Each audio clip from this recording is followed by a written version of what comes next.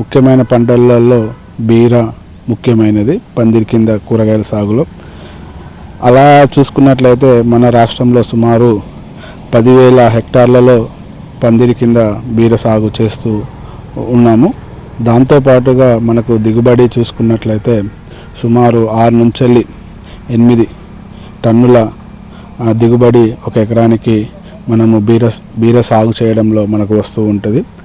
So అట్లా చూసుకున్నట్లయితే రైతుకు కూడా చాలా లాభదాయకము.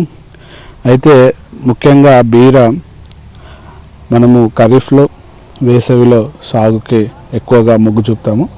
అందులో ఖరీఫ్ సాగులో చూసుకున్నట్లయితే జూన్ నుంచి మొదలుకొని ఆగస్టు వరకు మనము సాగుకి అంటే విత్తనాలు వేసుకోవడానికి అనుకూలము.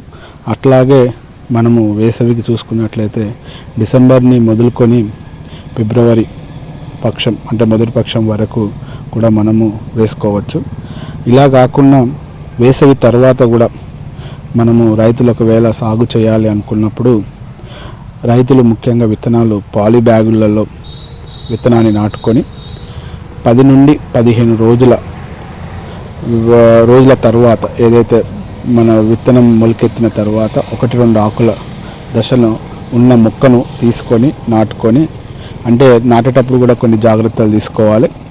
అంటే పాలిథిన్ బ్యాగ్ కొద్దిగా జాగ్రత్తగా తీసేసి ఏదైతే మట్టి ముద్ద వేర్లకు ఉంటుందో అది తొలగకుండా అంటే విచ్ఛిన్నం కాకుండా చూసుకొని ఆ మంచి ముద్దతోని అలానే పెట్టడం ద్వారా మనము ఏదైతే వేసవి తర్వాత కూడా బీర సాగు చేయాలనుకున్నప్పుడు అంటే ముఖ్యంగా పందిర్ల కింద హరిత పందిర్లు గ్రీన్ హరిత పందిర్ల కింద సాగు ఈ వేసవి తర్వాత చాలా అనుకూలము.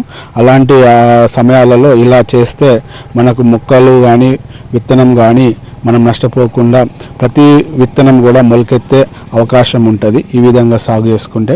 కానీ మామూలుగా ఖరీఫ్లో మన వేసవిలో చూసుకున్నట్లయితే మామూలుగా మనం నేల మీద కూడా సాగు చేసుకోవచ్చు. కానీ వేసవి తర్వాత మాత్రం చేసుకోవాలనుకున్న రైతులు మాత్రం పాలి బ్యాగులలో విత్తనాలు వేసుకొని సాగు చేసుకుంటే బాగుంటుంది.